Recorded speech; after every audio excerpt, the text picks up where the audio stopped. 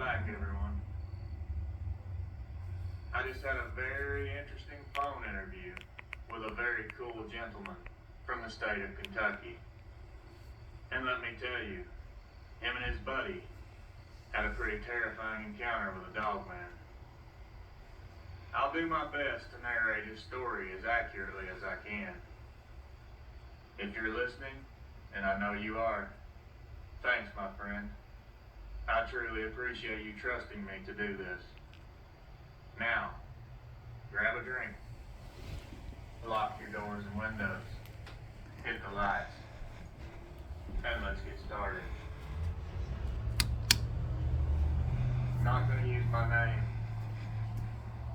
This encounter took place in Wolfe County, Kentucky in 2005. I had just been discharged from the military. I left Iraq in the beginning of August. I was home the beginning of September, and this encounter took place a few months later in November. I was having a lot of difficulties getting back into civilian life. I was dealing with something that was more than depression. I'm not sure exactly what you would call it. I was just trying to adapt back into normalcy the best that I could.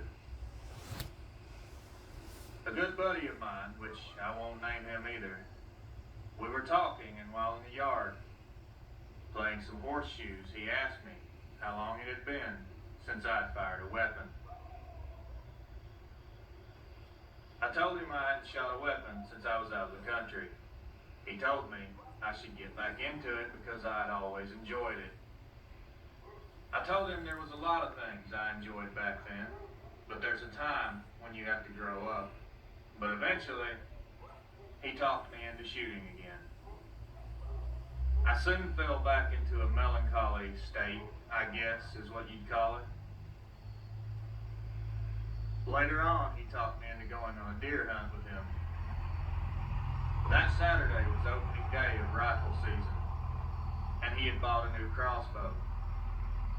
He had only shot the thing maybe 4 times and wanted to see if he could take down a doe with it.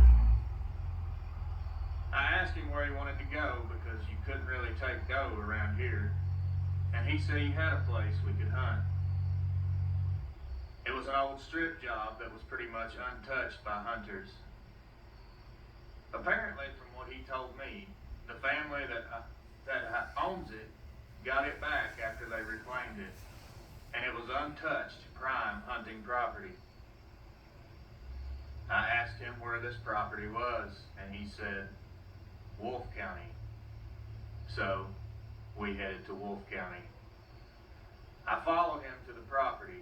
He turned off onto this gravel road, and we drove on that road for about 4 to 5 miles until we reached the spot we were going to set up camp.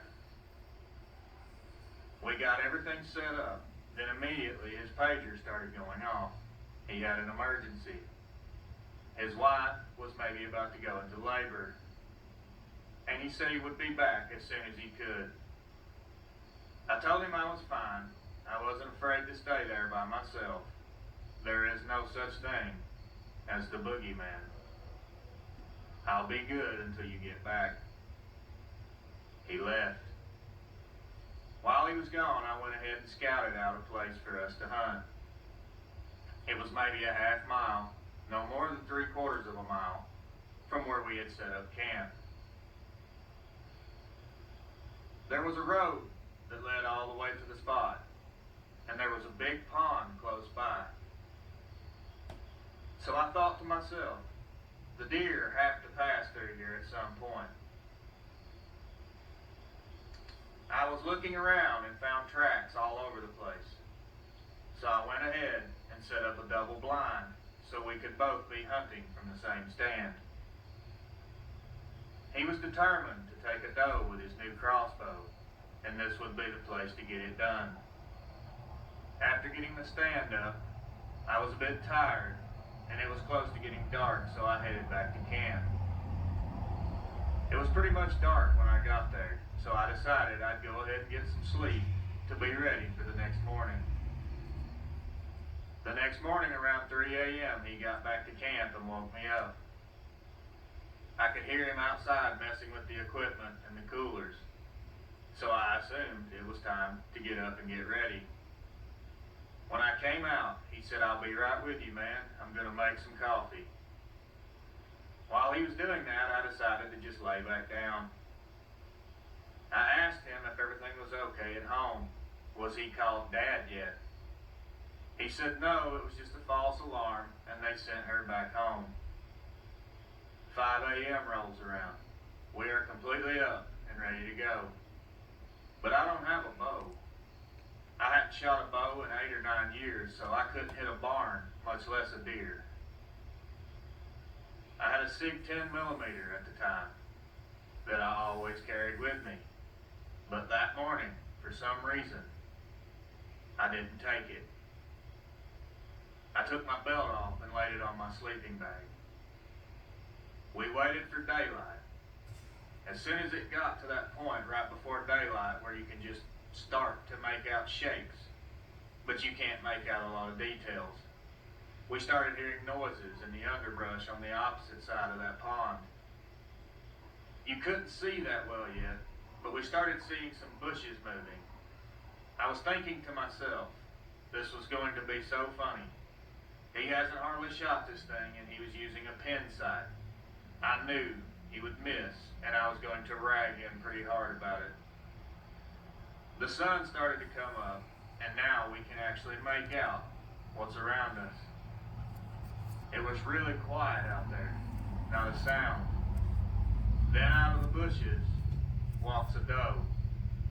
I'm looking at him like, shoot, shoot, shoot. Well, she doesn't stop for water. She bounds over a holler right beside the pond. I immediately thought she was being chased by a buck. Well, it wasn't a buck. The first thing we noticed, the weeds were parting, like Moses did the Red Sea. When this thing made its appearance, at first, I thought it was just a big coyote or a big shaggy dog. But when it stepped out, that's when shock stepped in for both of us. While still halfway in the weeds, this thing stands up. He has his crossbow aimed right at it, and I was thinking, oh God, no, please don't shoot. Do not shoot this thing. I'm thinking, we're dead. This thing isn't supposed to even exist. How are we possibly seeing this? I begin to wonder if I'm having a flashback or something. I'm sorry, but werewolves do not exist. All of a sudden, I see one of its ears twitch, and it turns its head straight toward the holler where the doe had jumped into. It's standing under this crabapple tree, and it's bent down as it crosses under the tree and goes into the holler after the doe. It felt like hours before we decided to move, but in reality, it was only a few minutes. I hadn't realized it at the time, but now I noticed I'd pissed myself. That's how scared I was. Me and him both are combat vets. It takes a lot to scare a combat vet. It's hard to scare you after you're constantly being shot at. But this, whatever it was, terrified us both. I didn't even bother climbing down from the stand. I just jumped. We started making our way toward camp, and you could hear this thing down in that holler. It sounded like it was ripping trees out of the ground. Who does Joe Biden have to thank for backing his extreme liberal agenda? I want to thank my buddy Sherrod Brown. Brown backed Biden, voting to that. My buddy looked at me and asked, "You saw that, right?" I said, "Yeah." He then asked, "What was that thing?"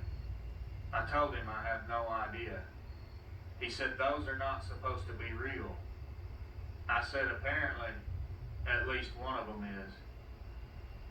After that happened, I didn't tell my wife. I told no one about what we saw. For 3 months, we were trying to figure out what we'd seen.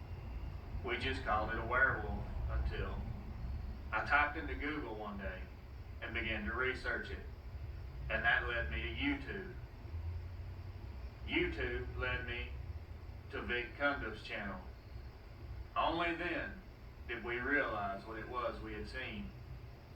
Still to this day, anytime it's dark out, I'm armed.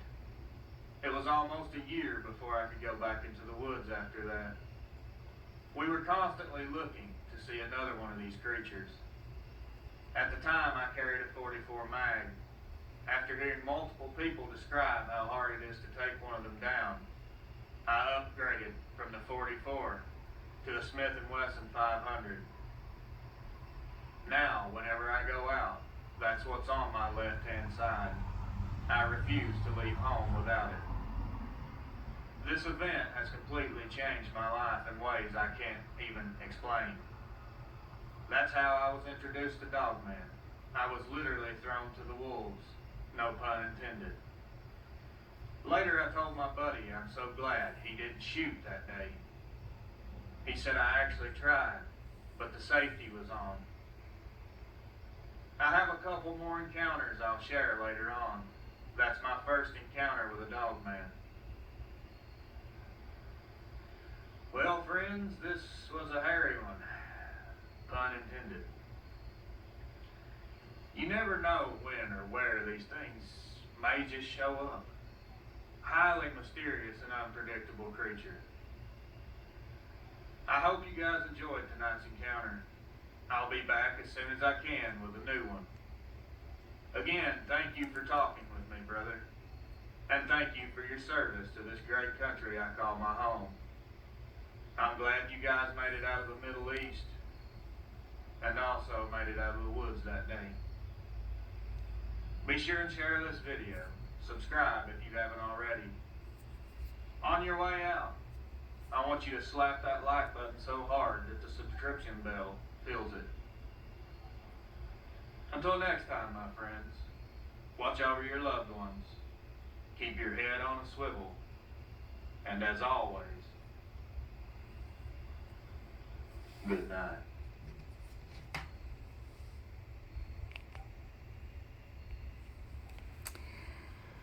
Wow. Okay, that is from Real Adventures, and it is the story of the Dogman, which I have been interested in here lately. And I am starting to believe in their existence. There's just too many eyewitness accounts. And plus, I've talked a little bit with him, this guy that does these videos, and I do think he's an honest, stand-up guy. I will leave his YouTube channel in the description of this video if you'd like to go over and subscribe. That was quite a story. And there's a lot more stories on his channel. And there's other people that do Dogman stories as well. And also Bigfoot stories. Buckeye Bigfoot is one I really listen to. I apologize for my clearing my throat and the sounds that you heard. My windows are open. It's a real nice night. And my neighbors are loud. And I live on a busy street. And so you're going to hear cars when sometimes I do these videos. If you've watched this all the way through, I thank you for your time. I appreciate it very much. And please consider subscribing to my channel. It will help my channel to grow. And have a great week. I'll see you next time. God bless you.